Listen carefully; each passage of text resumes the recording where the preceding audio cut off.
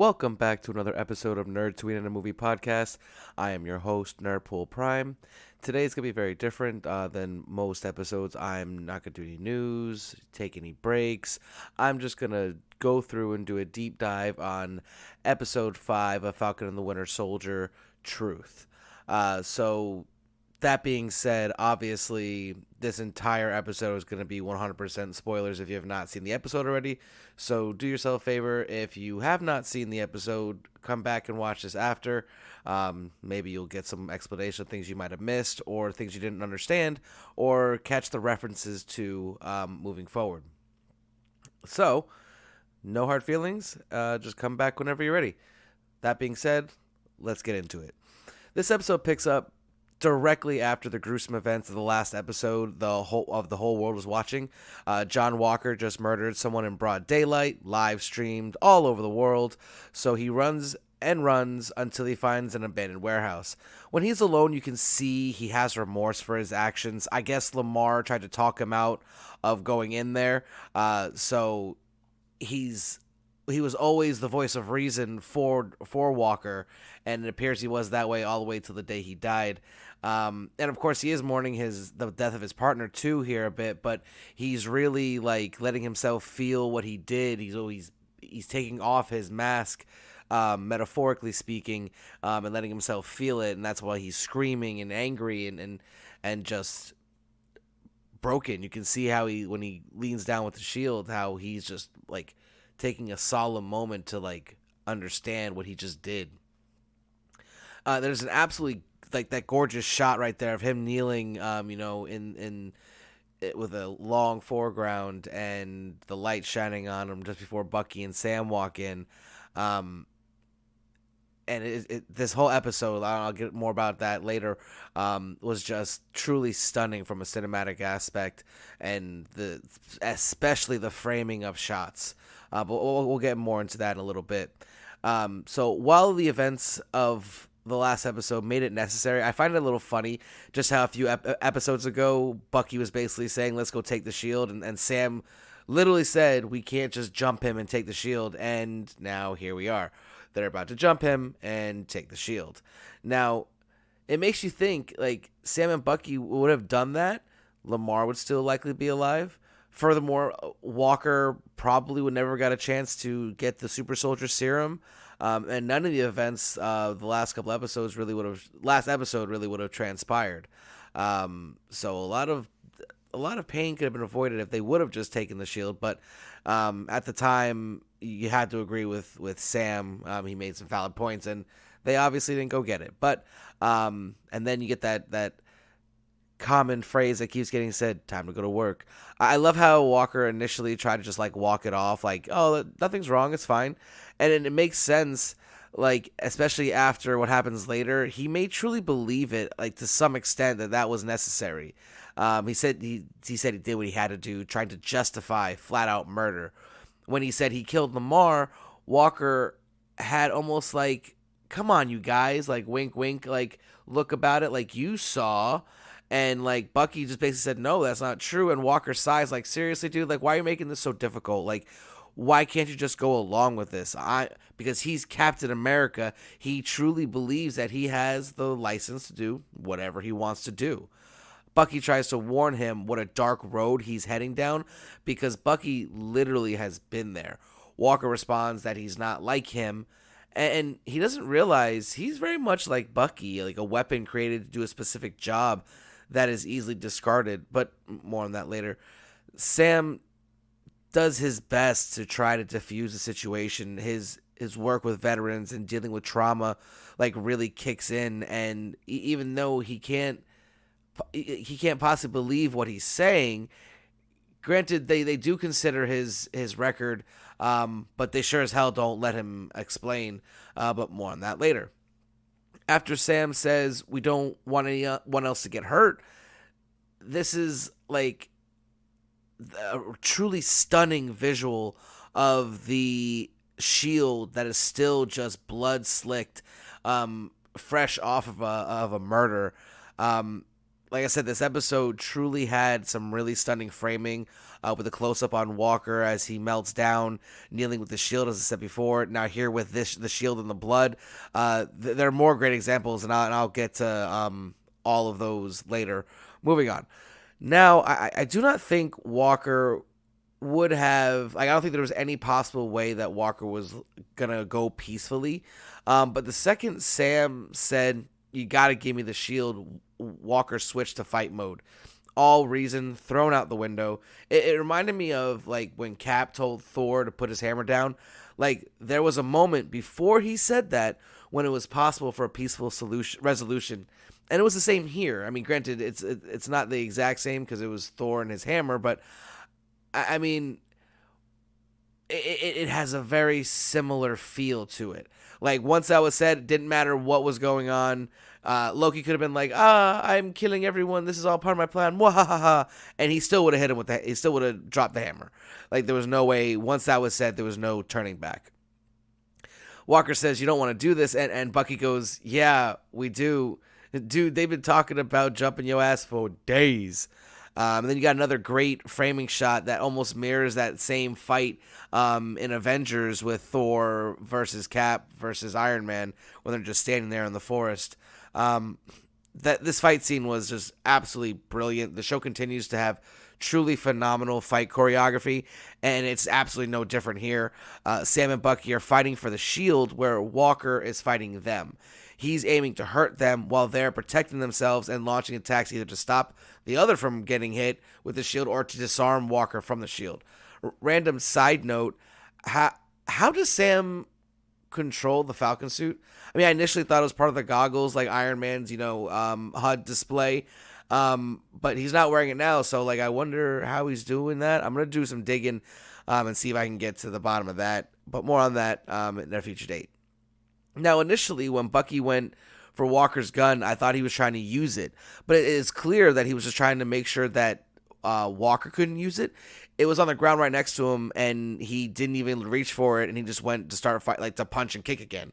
And then he had, right before Walker tried to, like, decapitate Bucky, he had Sam coming in with a kick save and a butte. With that like bicycle kick, and literally that was the trend of that entire fight, was that it was Bucky and Sam trying to just basically fight for their lives until they can get that shield. Sam almost did get the shield loose with that spinning wing attack thing that he did, but much like the Gauntlet in Infinity War, it just didn't come off all the way.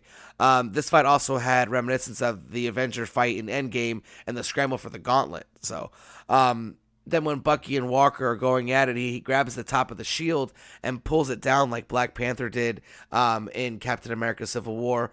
Wakanda Forever, R.I.P. Chadwick. When Walker launches that shield at Bucky, did you notice he was able to secure his arm in the straps as it hit him? Like he already had it like all secure when he hit the forklift. Now that's some super soldier reaction time for you. I mean, the thing was spinning, for Christ's sake. Moving on. Walker starts to unravel here. You can see him starting to ask, "Why are you making me do this?" Just like him feeling it was necessary to kill the guy in the last episode.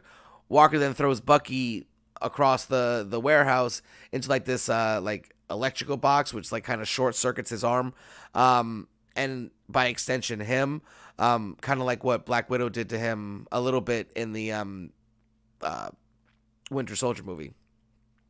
Again, when Sam comes back, he goes straight for the shield. Walker flips him over.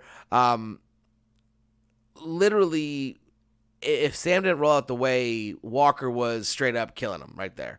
Sam uses his wings to sweep the leg, and then he retreats. And then Sam, with that retreat, he has the opportunity and tries to talk to him and reason with him again.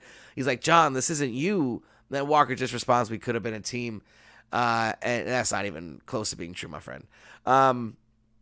Sam tries to rip the shield using like this grappling hook thing, which is pretty impressive because you got to think, to be able to latch onto that shield, it had to be some type of like suction or hook or magnet that was able to latch onto this like perfectly slick shield, which is pretty impressive. And ended up, after a tug of war, they both fall along with the shield. Then they had that little fight for the gauntlet. Shield. And that continues, and Sam tries to escape Walker's grip with his wings, and Walker just wasn't having it. He, grabbed him, flipped him, pinned him over, did like this like suplex move. Takes off his helmet and just screams, "I am Captain America," with this most sadistic look in his eye, and just rips Sam's wings right off the suit. Luckily, before Walker could have a repeat performance of his last episode, Bucky comes in to stop him. Walker and Bucky go blow for blow until Sam comes in out of nowhere with this like flying Falcon punch and grabs a shield and just starts pulling with the assistance of his jetpack thrusters. Another great framing close up with Bucky and Walker inches away from each other's face as he holds him down so Sam could get it off. I wonder when that was shot, because I have a feeling that was shot real early, because I have a hard time believing they would have been able to get away with that with the COVID protocols, unless they green screened and just put them next to each other in editing process. But I digress. So as they're holding down, Spider-Man tries to pull off the gauntlet.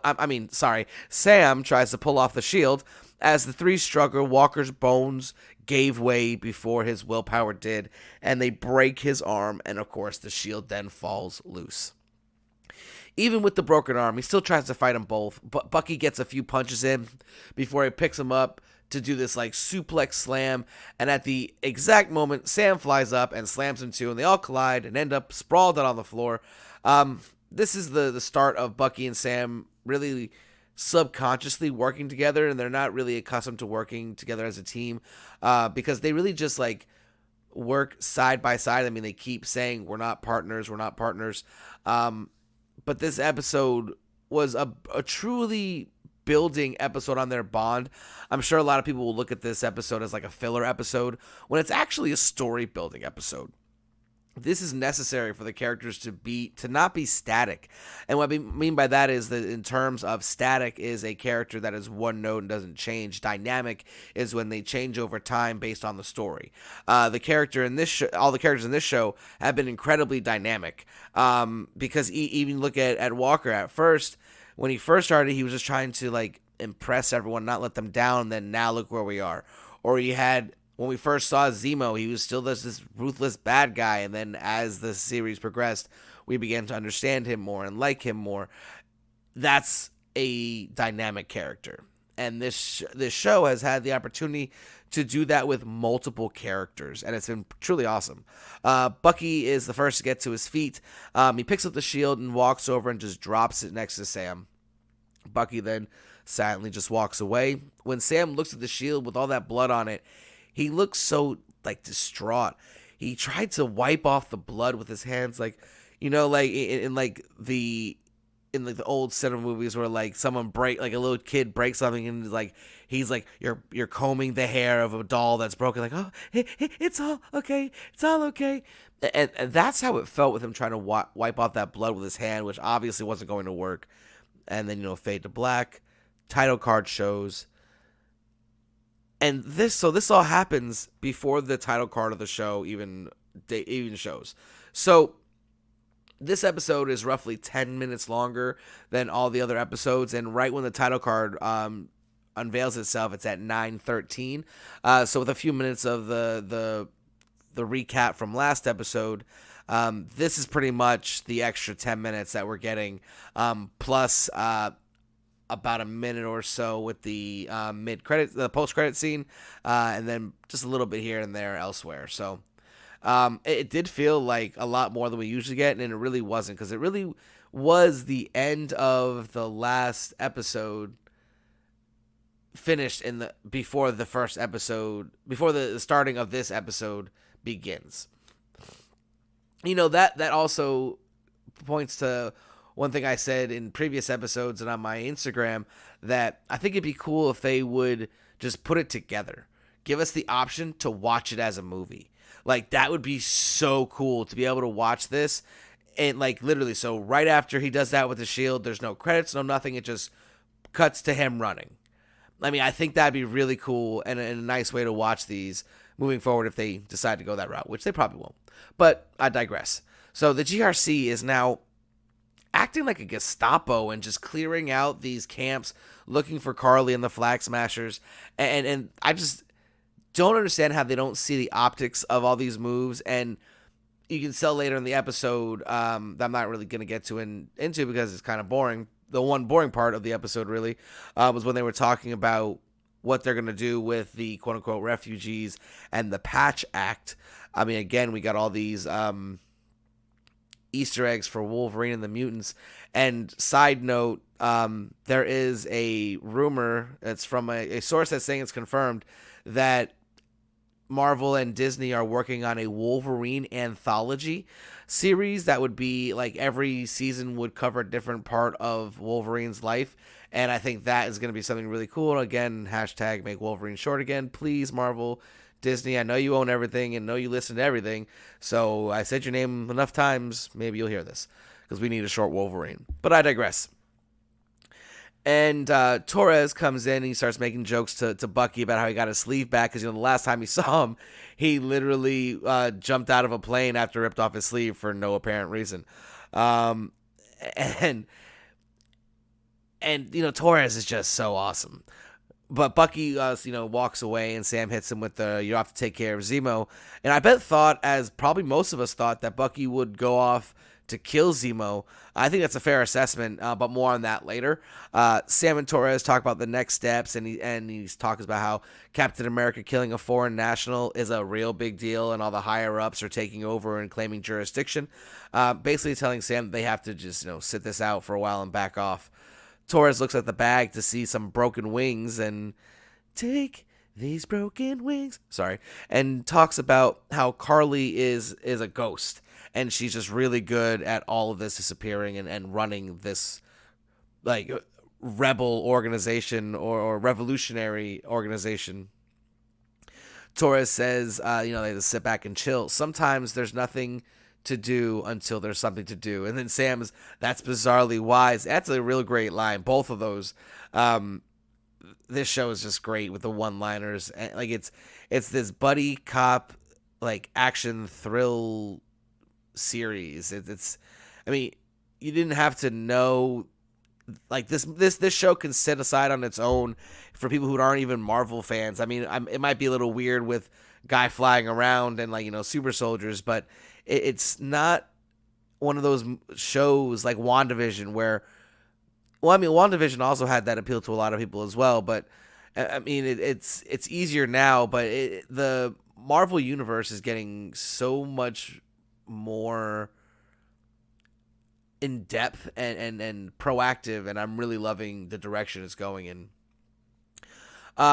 So side note, when Sam says to Torres he can keep the wings, that's an Easter egg for Torres becoming the next Falcon. In the comics, he's Falcon number 2. And he becomes Falcon when Sam becomes Captain America. Now, to my understandings in the comics, he's actually like a half Falcon, half man when he takes up the mantle. And he also joins the Guardians, which is a team of young heroes like Miles Morales and Ms. Marvel, to my understanding. Next, we cut to the military fallout from Walker's actions. He's stripped of all titles of Captain America and is no longer permitted to represent the United States government or its military. Walker tries to explain what happened and the council wouldn't let him. He tries to calmly explain what happened to the council, basically said, too bad, so sad. We don't care, and their minds are made up. Obviously, Walker wasn't going to stand there, and at that moment, he snaps. He screams at the court how they made him and that he always just follows the mandates. And again, here's another fantastic performance by Wyatt Russell. That monologue was just heartfelt. Not even a few minutes ago when you're watching the episode, you were happy to watch his arm get broken, get his ass kicked by Sam and Bucky. And here he is now making a compelling argument, and it makes you feel for him. I keep saying it, by the end of the next episode, everyone's going to feel sorry for him. And I have a theory. about that, which we will talk about in a little bit. Now to the punishment. On another, he was given an other than honorable discharge retroactive, to the beginning of the month. He will hold no rank in retirement and receive no benefits. Walker says, "You built me, and I am Captain America." Not anymore. And then he continues to berate him, basically saying, if you continue, you're going to go into jail. You're lucky you're not in jail after what you did. And then Walker starts to walk out, and the senator tells him to bring back the shield. So that means that Torres didn't report that Sam had the shield. So that means Torres is more loyal to Sam than he is to the government, at least at this point. Walker and his wife sit outside the courtroom talking about how they're going to get through this, and here is another great framing moment. The mysterious figure walks in all out of focus, the heels echoing through the chamber like a symphony, until the pan up reveals Julia Louise Dreyfus, the extremely talented actress, comedian, producer, known for her roles in Seinfeld, SNL, and Veep. So this is the super secret cameo. From what I can gather, she's also set to appear in Black Widow. In the original release timeline, Black Widow would have come out before Falcon the Winter Soldier, so this would have had a lot more context if it was released in the appropriate order. She is playing Contessa Valentina Allegra de la Fontaine. She has gone by many aliases in the comics, such as Agent 14 and Madam Hydra. Now, Agent 14 is obviously the next number of Agent 13, so that's what my opinion is on who Sharon is working with. It's this person. And I think she's pretending to be Agent 14, a S.H.I.E.L.D. Loyalist, but actually she's secretly Madam Hydra. Now, in the comics, the Contessa first appeared in Strange Tales number 159. She was originally a loyal member of S.H.I.E.L.D. It was later revealed she secretly joined Hydra. It's also revealed that she was also a Russian sleeper agent the entire time while she was working with S.H.I.E.L.D. So there's another place where you can make the connection to Black Widow. Now, at this time, we don't know how her role will play out. Some think she might be the power broker. I don't think so. I think she's Hydra, and Hydra didn't die out like everyone thought, and I could see them using the vacuum left by the blip and the absence of the Avengers for the most part, and S.H.I.E.L.D. not being there to reorganize will be portraying themselves as the good guys again like they did originally in the events of Captain America Winter Soldier, or at least so we thought.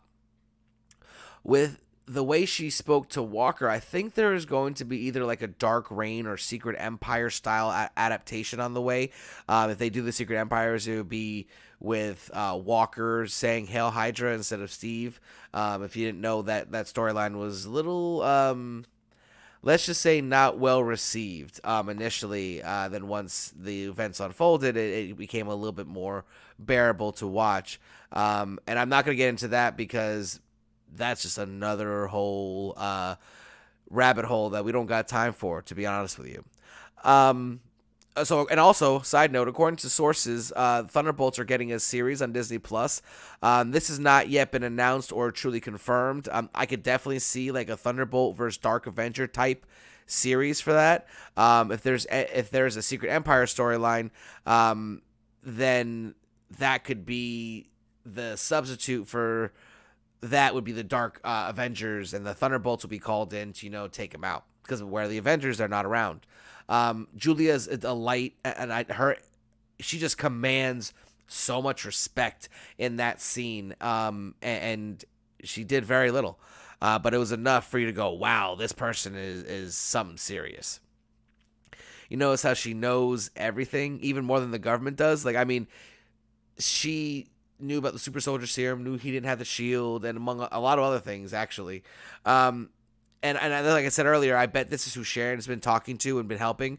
Now, I don't know if what she said about the government not owning the shield is actually true. It may have just been, like one of those things to say to get him to do what she wants without him realizing that it was her order, basically. But I could actually see that because, even though the government may have provided the materials, that's a Howard Stark creation, therefore would probably have a Stark patent, I would think. And it would be a very similar situation where it's owned by Stark Industries. And then also see this right here is a great example of what I've been trying to say about cancel culture and how it can't work. It doesn't always work. Like we have seen it time and time again with the Gina Carano situation where she gets fired for being a horrible person, and saying horrible things on Twitter or social media, and then within a week or so, she's now got her own movie with some other company because they didn't feel it was right that she got canceled for speaking her mind. Here we go again with the government, giving him nothing and just throwing him away, and now more than likely we have this nefarious agency about to enroll his services and pretty much unleash him on the world. But that's just a theory. Moving on. When we next see Carly and the Flag Smashers, they're back at the camp that was just recently cleared up by the GRC. They find out that the people had been accused of harboring and aiding international fugitives. Carly recounts the people that they lost and asks, how many times do we have to pay with our lives to be citizens of this goddamn planet? And I think this is a real deep social commentary for the struggles of minorities, especially right now in America where black people are being shot by white police. Asian Americans are being murdered just for being Asian because of racial stereotypes due to the former administration and things of that nature. The MCU is attacking these issues, and it's becoming more and more like the comics, like how they did with the civil rights movement with the X-Men and how they were basically an allegory for the civil rights movement. And I really like that the MCU is doing that now. And they had this great opportunity with this show, and I'm glad they took it. They could have definitely just lofted up a softball and knocked it out the park because they stayed away from all this stuff. But they were definitely eager to attack the racial inequality and everything that is apparent and real to anyone, as Isaiah Bradley would say, with your eyes open to see. Moving on. Now, Carly continues to escalate, but more on that literally in the next second.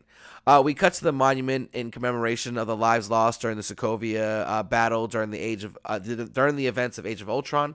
Zemo was alone with his eyes closed, probably thinking about his wife and his father and his kid. Remember in last episode or the episode before, he mentioned to Bucky and Sam, like, have any of you been to the monument when they were looking for Carly? He basically told Bucky where to find him if he did happen to escape. And then enter the White Wolf. Zemo says that he decided not to kill Bucky, and answering Sam's question to Zemo when they were talking about the super soldier serum, what about Bucky? Of course, Bucky's all relieved. And Zemo says the girl has been radicalized beyond salvation. He says he's warned Sam, and he's just as stubborn as Steve Rogers before him. I don't know about that, really, but this right here, he's comparing him to Steve Rogers. Zemo has already accepted Sam as the true Captain America. He continues, but you, they literally programmed you to kill. James, do what needs to be done. He points out that she has people helping her everywhere, and there's only one way to stop her at this point. And Zemo is once again out of line, but he's not wrong. That's basically his character with an oversimplification at this point right now. Bucky says he appreciates the advice, but they're going to do it their own way. Zemo says, I figured that would happen. And then Bucky take the gun off safety. And these are great framing shots, like close up on the gun with the slow pan up to Bucky's cold, stern face. Cut to Zemo close up with the look of a mix of fear and understanding, and almost acceptance of what is about to happen next. He's just definitely accepting his near future demise. Bucky raises the gun out of frame, and then with a pan to the left, they reveal the gun in focus. And as he thumbs back the hammer, it focuses on the gun. Like, at first it's looking at his face, and then it goes to the gun. Zemo nods and just accepts it. Did you notice that, like I said, they focused on Bucky's face when it's about him, and the gun is the bad side. His Winter Soldier training kicking in, and I really do love that transition. It was done so seamlessly that it was almost like subconscious, like I did that, like I was watching Bucky and then it panned, so I'm gonna look at the gun. No, that was done by them and it was beautifully done.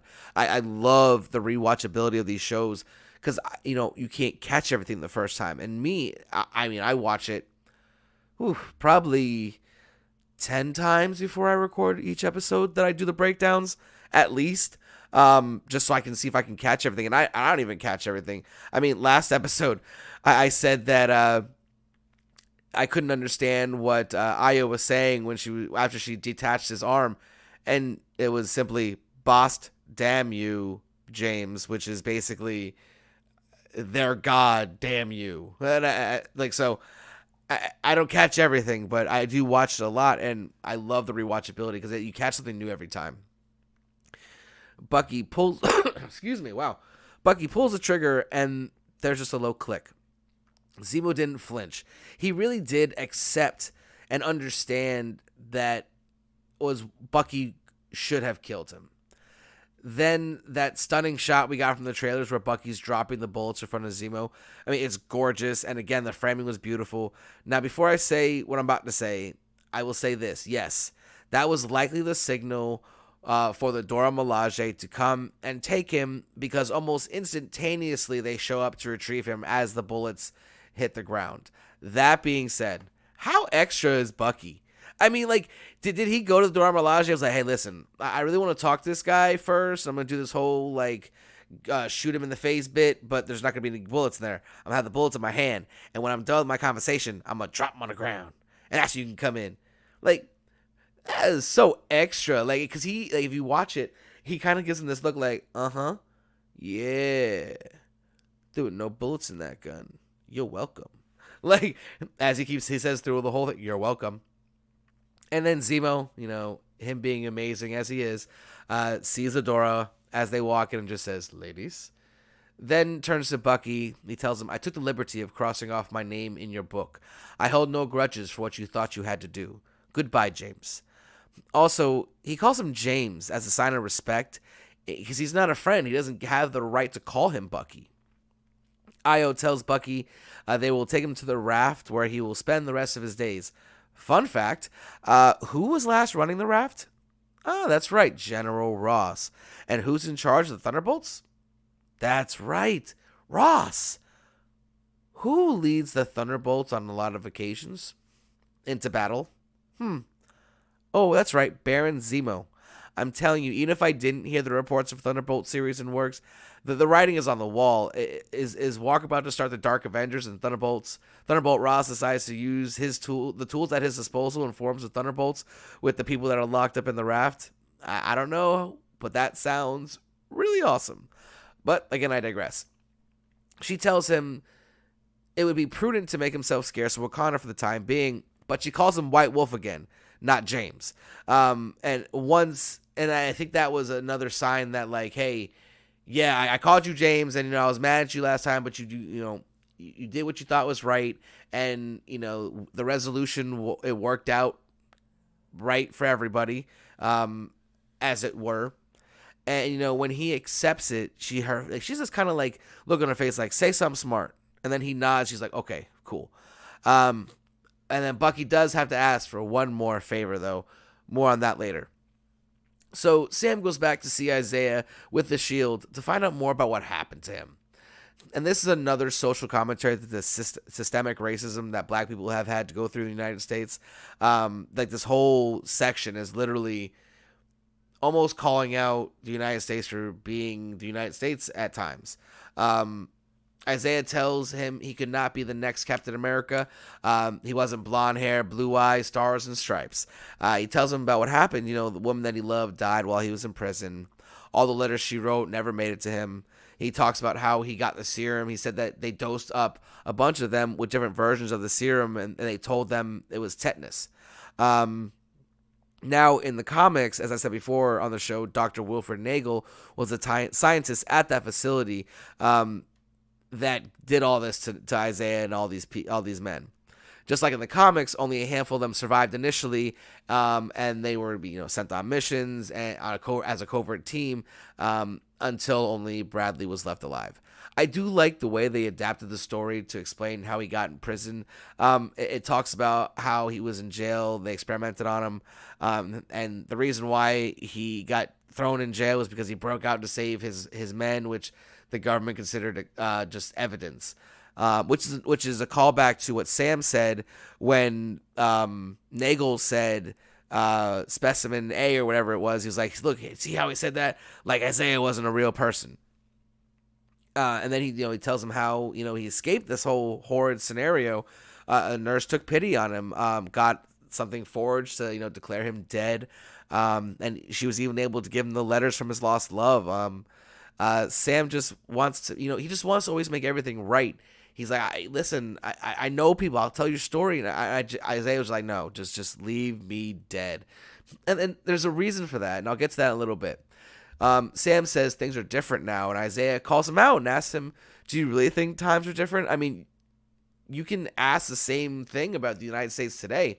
While things are better in many ways, still there's a lot that has just evolved or mutated into an entirely new monster that is starting to be addressed, but not enough yet. But again, I digress. Bradley grills Sam about having that white man's shield. He said they erased me to make sure that his story didn't get out, which again is just like the comics, with him being retconned in Truth, Red, White, and Black #1 in 2003. Side note, I really hope that they do a Bradley origin story movie or series or something, because that would be so amazing to see. But again, it might be a small part of a Young Avengers storyline when you get to see Elijah Bradley become Patriot in the Young Avengers. But again, I digress. Isaiah says, they will never let a black man be Captain America. And even if they did, no self-respecting black man would ever want to be. Sam sits there in silence before just leaving, and he calls his sister saying he's coming home.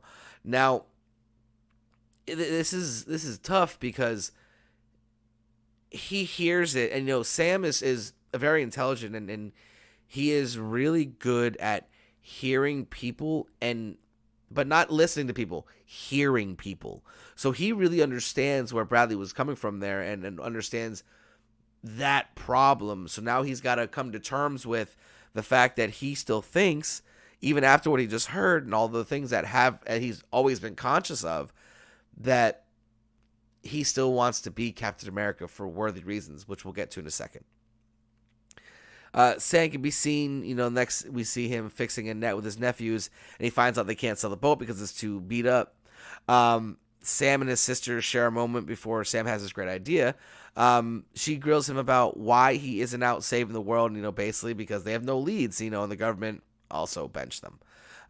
Sam has this idea to fix the boat, and he calls in all the people in the community.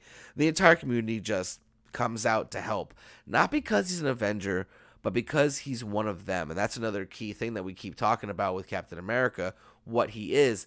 And Carly said it, I've said it, that Captain America needs to be someone that looks like them, is like them. And by them, I mean normal people in the MCU, non-enhanced individuals.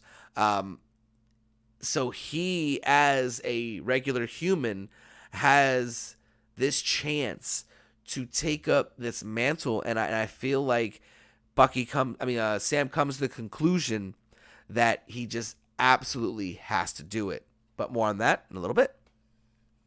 And there's they all pitch in. They have this huge part on the truck, and they ask, "How are we gonna even get it off here?" And then here comes Bucky by himself, picking it up and just taking it off the truck, and he replaces that with a case from Wakanda.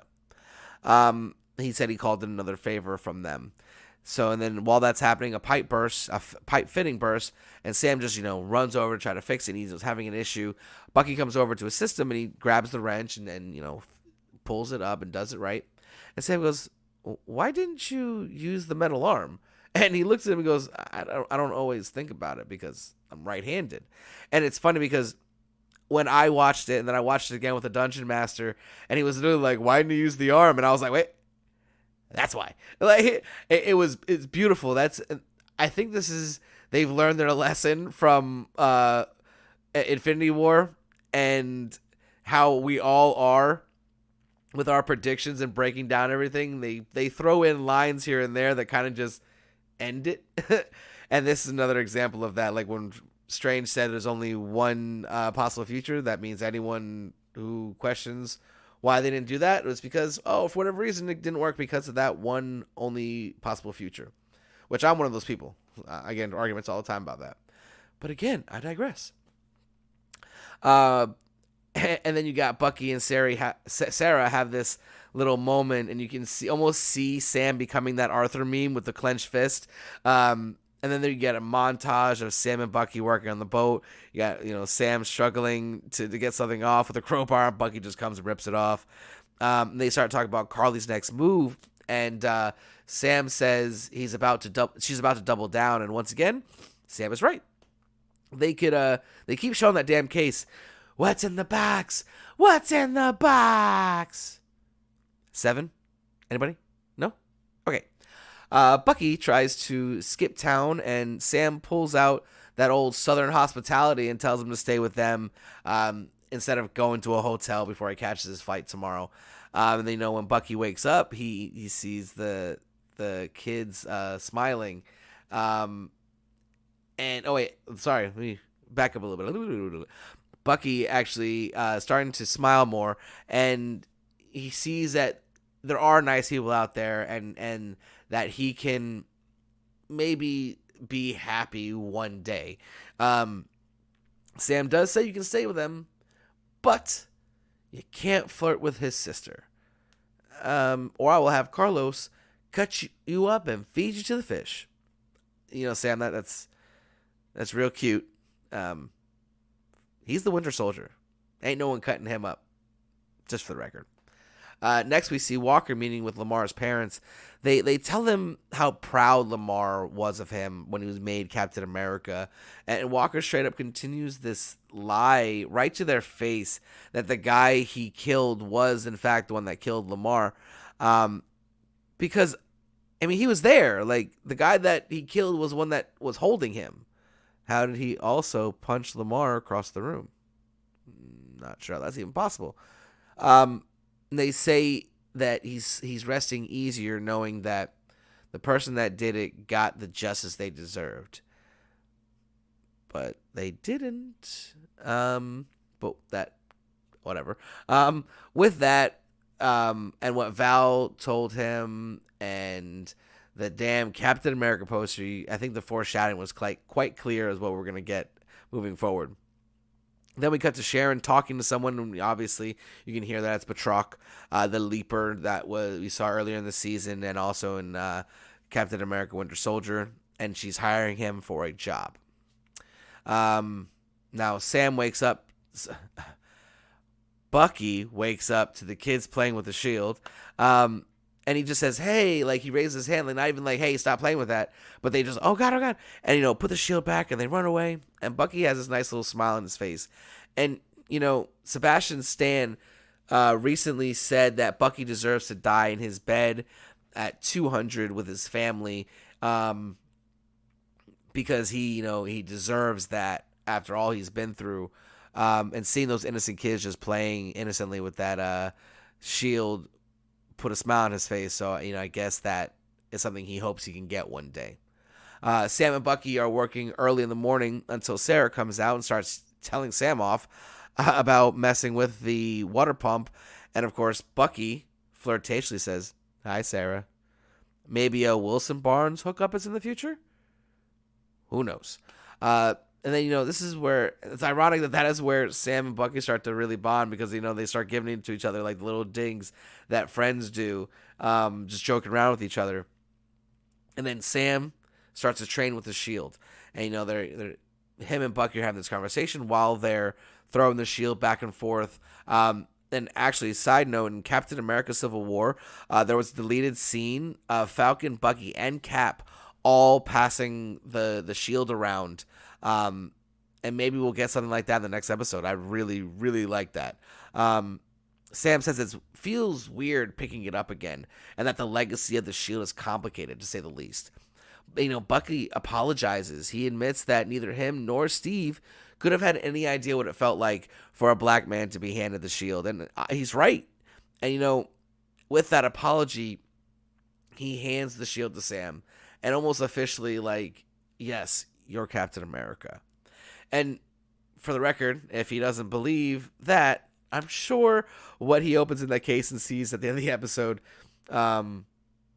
will solidify the fact that he does consider him to be Captain America.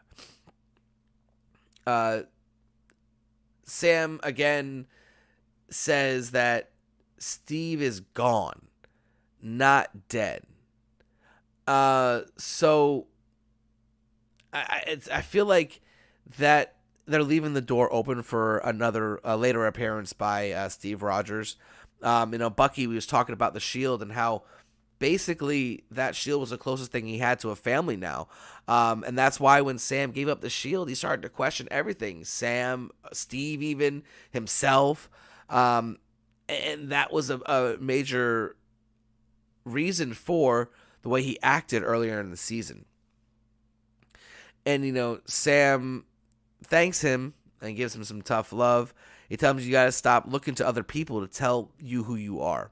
He asks Bucky if he's still having the nightmares. And this time, Bucky's actually honest and says with a smile, yes, all the time. He says that means he remembers a part of he remembers, so that means a part of him is still there, which means there's part of the Winter Soldier still left inside him. Sam says the exact thing that Bucky needed to hear. He tells him that all the amends he did weren't actually amends. They were avenging, stopping all the wrongdoers he enabled as the Winter Soldier. He's like, you think apologizing to them is going to bring you closure, and it didn't. And he's like, think about it. Tell me, in that book, there's at least one person that you can bring closure to, and only you can bring closure to. And he says there's at least one. And Bucky responds, obviously, there's about a dozen. And, Sam says start at one. We all know who that is. That's Yorin Nakajima, the old guy from the earlier episodes, that Bucky killed his son while he was working as the Winter Soldier. Look at this. Sam is a better therapist than Bucky's therapist. I mean, we get this dialogue about how they're not, a team. They're just coworkers. And I like that in the trailer, it ended with Sam saying, yeah, but we look good. And I think that's going to be the next episode when Sam is in his the Wakandan suit.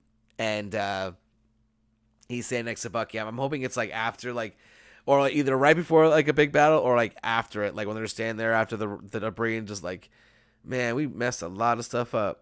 Yeah, but we look good though. I think that'd be really nice to see. And then you cut back to Sam and his sister by the boat, and Sam's about to paint over the name, and she says, "Stop, we can't do it." They agree that they're not going to sell the boat, and Sam talks about not being able to win every fight, and he's okay with that. But this is a fight that he can't lose because it's the fight to keep his family's legacy and the history intact. And after what Bradley said, even more so, that's ingrained in him as something he has to do. Then after this heart-to-heart with his sister, he's now has like this motivation to take up the mantle as Captain America, even more so than he did, to make all the pain and suffering, not only for him, but by extension him and all of the black people moving forward, to be able to see themselves in Captain America. And then we have this Rocky training montage with Sam training with the shield. I really, really, really liked that it showed him having to train. Like, he wasn't able just to pick up the shield and just be able to throw it and bounce it off perfectly and do backflips and somersaults and everything. he had to put in a ton of work. And we're not, how long he actually did this for is really unclear at this point. But by the end of the montage, he was looking really fluid and strong. And I can't wait to see him in the next episode using that shield. I hope I hope when they show him in his new suit and it's comic book accurate, or at least close to the uniform. Because I mean, when Sam took up the mantle of Captain America was only a few years ago, so it was a very modernized suit. So I could definitely see them almost doing it exactly as it was in the comics, and that is just going to be something truly awesome to see. Speaking of that, I was saying this earlier. Sam taking up the mantle. There's this nice moment where his nephew is like running his fingers over the shield and looking up at him, and has this like proud, like honored face. And it's like, wow, this is a black Captain America. This is awesome. And then we go moving forward. We have Carly linking up with Batroc. So Sharon is obviously not working with the Power Broker, because unless it's a double cross where he can take her out, maybe. I mean, but I don't see her working with the Power Broker. Torres calls and lets him know about a hit in New York for the Flag Smashers, and Sam just happens to be watching TV at the time and sees all the stories about the GRC vote. She enacts her plan to take over the GRC to stop the vote. The scene was very reminiscent of the Black Widow Red Room scenes from the trailer. So obviously, Sam and Bucky will go to New York to stop them. Sam finally opens up the case, and we're not shown what it is. And believe me, I've tried to look in the mirror behind him. I've tried to look in the reflection of his eyes. I mean, I've done everything I could possibly think of trying to see what's in that case, and obviously I couldn't. But he does have like this exhale of like understanding the weight of what's about to do. Like almost the fact that this suit in front of him is obviously a Cap Wakandan vibranium suit. It hits him that, yeah, I'm about to be Captain America. And the episode ends. Now, there was a post-credit scene. We see Walker doing his best Iron Man impression and making a new shield, welding his medals of honor to the shield, setting up the appearance, or at least a future appearance, for him as U.S. agent. I have a feeling that he's going to just show up and be like, I'm back, like the classic cover when he came back after losing the title of Captain America and returning as U.S. agent. So it appears that the Disney Plus shows will have the last two episodes, the only ones with post-credit scenes. WandaVision, the second to last episode, had one post-credit scene. And then the second one, the final episode, had it had post and mid-credit scene. Mid and post, so that backwards. I have a feeling that we'll get the same thing for Falcon and the Winter Soldier next week. Theory time. So, if anything I say actually comes to fruition, it could spoil your shock and awe over what happens in the next episode, if it's what I think it is. So, if you want to back out now and, not listen to my theories, just in case I'm right, no hard feelings. But I'm going to move into my theories now. So I feel like I said earlier that there's going to be like a Dark Reign or Secret Empires adaptation. Dark Reign and Secret Empires, you had these villains basically filling in as the good guys. Like in Secret Empires, if you don't know, it was revealed that Cap was actually working for Hydra the whole time. And then it was long, complicated reasoning why it wasn't really Cap, but I digress. So I can see something like that with John Walker. He thinks that he's working for S.H.I.E.L.D. and it's actually Hydra. And then once he sees what he's capable of with Hydra, he buys in and becomes like the dark Captain America. Or that, this could even set up almost like a Civil War 2 that would likely center around Wanda again as the catalyst, because she was the one who did everything in Sokovia, Lagos, where he killed all the Wakandan people. And then you got, again, in Civil War, she, did a lot of damage and was a fugitive. And then you got her events in WandaVision. So it could lead to another registration. It can fall an actual registration versus just the Avengers. Because by that time, there's going to be a lot more heroes available and things like that they could use. Like they'll probably the X-Men, Fantastic Four, and things like that. They could do a true Civil War event with a whole bunch of characters like they did in the comics.